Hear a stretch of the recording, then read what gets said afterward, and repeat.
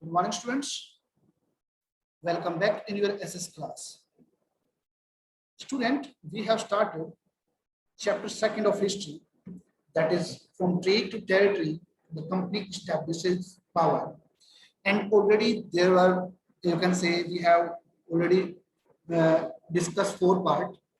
Now this would be the 5th part of this chapter. And in the previous video, we have discussed about the subsidiary alliance and you can say Anglo-Macedonian. Now, first of all, we will discuss and you can say we will see which topic we will cover in this video lecture. So, in this video lecture, we will discuss about the story of Maratha Empire. Next thing, how the Maratha Empire became weak and how there was, you can say, that war with Marathas, with Britishers also. So we will discuss first of all the story of the Maratha Empire. After that, we will discuss the war between Marathas and you can say that British Empire and you can say English East India Company. After then, after this incident, we will discuss about the claim of paramountcy. It means the Britishers, they claimed that they were, you can say, at the height of the power. So they claim for the paramountcy and how they established it. We will discuss it. Then we will discuss about some challenges during the British expansion. So these were the most important part also in this chapter. So let's discuss this chapter. Now, student, first of all, we will discuss about the story of Maratha Empire. In the 7th standard, we have discussed that there was a third battle of Panipat. It was in 1761. And in this battle, Maratha, they were defeated. We have already discussed in the 7th standard and we knew about it. Now, after the 1761, it means after the third battle of Panipat, the Marathas, they were divided into different states. It means their power, it was divided. And they were divided into many states and they were ruled by different Sardar, you can say, and you can say different governors. For example, if we think about Gwalior, it was ruled by Sindhyas, Marathas. If we think about Indore, it was ruled by Holkar. If we think about Baroda, it is Gaikwad. And if we think about the Nagpur, it was ruled by Bhosle. So after 1761, the Maratha empires, it was divided. And you can say it was divided by different states. And these different states, they were under the different Sardar, you can say different Peshwa, and you can say different governor also. And we have given the example also. But these all the chiefs, they were under a Peshwa, and he was considered the principal minister. And it was based on Pune at that time. Means the Peshwa and the ruler of the Pune, he was the principal minister of all the Peshwa empire. Whether the Maratha Empire, it was divided into different states, it does not matter, and different rulers were there, but all the chiefs, they were, you can say that they were under the one principal minister, and it was the principal, and you can say it was the minister of the Pune. It was the Peshwa of Pune. They all work under the Peshwa, right? Now let's discuss two important and you can say two famous Maratha soldiers, that is Mahaji Sindhya and Nana Fadenish. These were the most important person and they played an important role in the, you can say, Maratha and British war. So let's think these about two person, Mahaji Sindhya and Nana Fadenish. Now you can see the picture of the Mahaji Sindhe. This is Sindhe and he is the Peshwa. And the next soldier is Nana Fadenish. Okay. Now, students, if you think about the Maratha Empire, near about in the southern part, you can see that in the Maharashtra, the power is, you can say, it is established. And no doubt, the Maratha empires, they were a major power in front of the company. Because Mysore was defeated by the Britishers, it doesn't matter, they got the help of the Marathas also, it doesn't matter.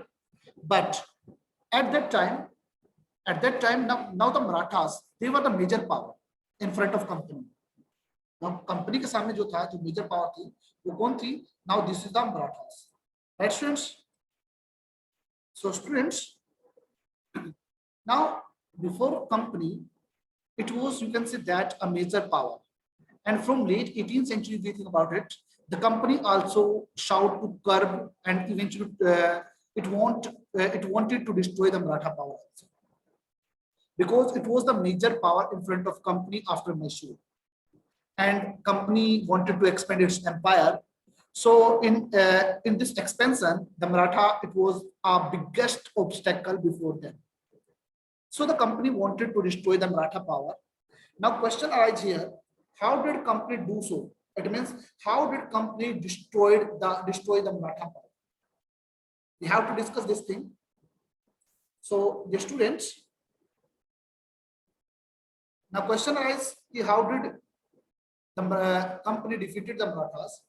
Now the Marathas, they were defeated, they were not defeated only in a single war. Means there was a single war and they were defeated. It took a long year. Means company took the benefit of the company had to, you can say that, had to do a long war. Company को काफी लंबे जो war थे वो लड़ने पड़े, and after then the Maratha power was defeated. So first of all, the company took the benefit of the internal conflict among the Marathas related to the kingdom, because after the 1761, means after the third battle of the Panipat, the Maratha Empire, it was divided into different subedar, and you can say it was defeated in different areas. So the company took the benefit of this internal conflict. This was the first important thing. After then, company did, you can say, a series of war. Company fought a series of war with Marathas to destroy them. There was the first Anglo-Maratha War. It was in 1775 and 1782. But in this war, no clear victory of the British.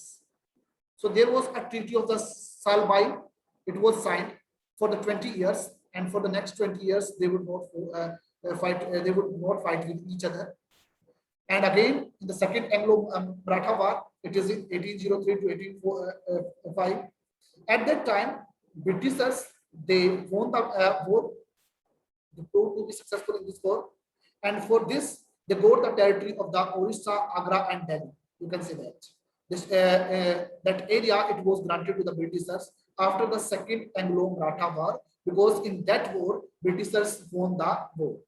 They proved to be successful in this war. Okay. Now at that time, the Maratha Empire, it is not totally destroyed.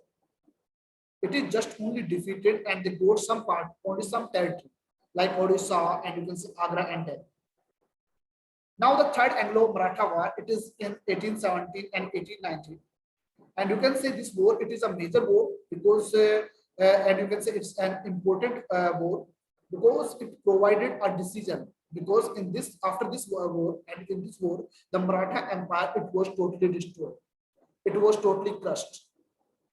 So this war, it is considered a decisive battle, and you can say decision-making battle. You can say that. So the Peshwa, he was removed, and even he was also sent away to Bitur in Kanpur with a pension also. उसे वहां से निकाल दिया गया, उसे कानपुर भेज दिया गया. So in this way, the British destroyed, you can say the English East India Company, it destroyed Maratha power, and it was a major power before him, after the Mysore. Right, friends? Now we have next topic which we have to discuss, that is the claim to paramountcy. Now, my dear students, from the early 19th century, the company pursued an aggressive policy of the territorial expansion. Means it is aggressively expanded its power. Bengal, Mysore, the Marathas, it expanded its power in all these areas. It established, you can see that, its power. Now question lies, ऐसा हुआ कैसे? So it was the policy of the paramountcy. Now what is the policy of the paramountcy? First of all, we will discuss about it. Now this policy, it was, you can say, started by under the leadership of the Lord Hastings, and he was the Governor General at that time, means from 1813 to 1823. And at that time, this policy was established. And the company claimed that its authority was paramount, and you can say its authority was supreme. Hence, its power was greater than any other Indian state. The company claimed for it that its power, it is supreme, and its power, it was greater than any other Indian state.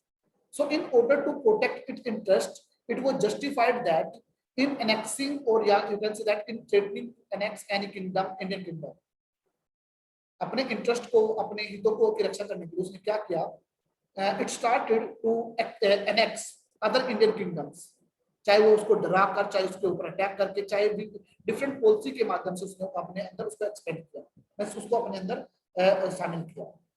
And this policy continued in the process of the British expansion, and near about India, it was under the British by these policies and by these attacks. But if you think about that, this process went without any challenge. You can't say this, because this process did not go unchallenged. It had to face a lot of challenges. Now, what are the challenges? We have to discuss this thing. Means to create the policy of the paramountcy, it faced a lot of challenges. What were these challenges? We have to discuss this thing. Now, student, we will discuss the challenges during the British expansion. What were the challenges? Now, there is an important challenge, and it was during the annexation of the Kittur, that is a place of Karnataka.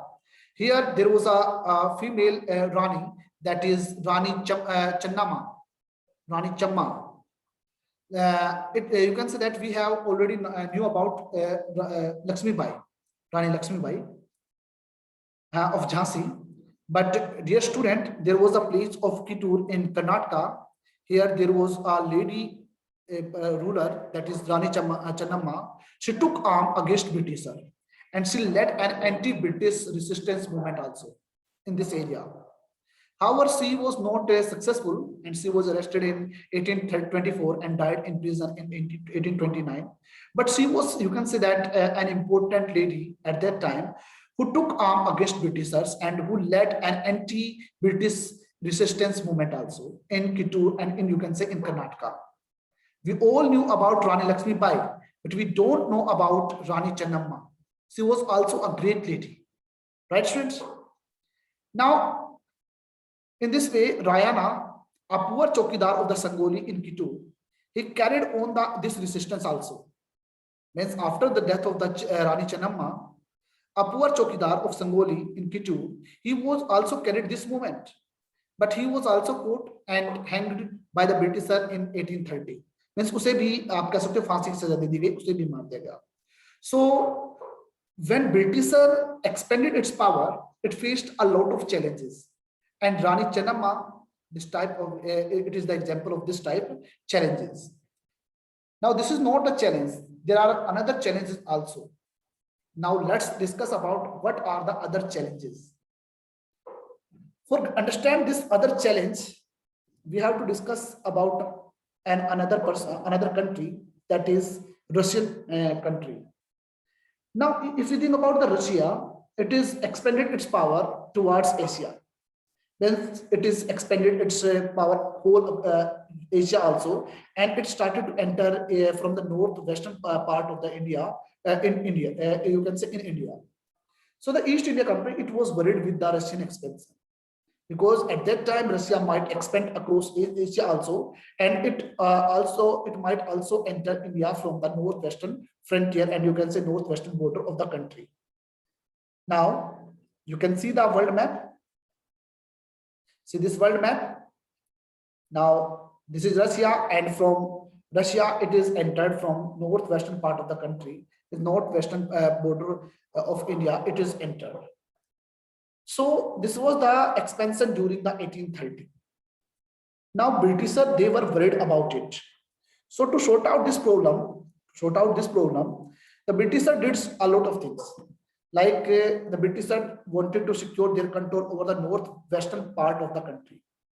So due to this, they started a series of war with Afghanistan between 1830 to 1842. And it's annexed, and you can say it won a lot of part of Afghanistan. It established its power in Afghanistan during this war also. Even in 1843, Sindh was taken away also. Sindh was also taken over in 1830. It means it was, you can say, under the Britishers in 1843. Then they moved towards Punjab. But it was not an easy to win over Punjab. Reason is that because at that time it was ruled by the Maharaja Ranjit Singh, and he was a powerful ruler at that time. But after his death in 1839, means after the death of the Maharaja Ranjit Singh in 1839, two wars they were fought with Sikh kingdom, and ultimately Punjab was also annexed. In this way, they secured their control over the northwestern part of the India. Right, students? So, my dear student, this is the whole chapter, and I think this chapter is clear to all of you. If you have any doubt, you can ask me. If you have any doubt, you can ask me, and I hope that things are clear to all of you. So I'll see you in the next video. Thank you. Have a nice day.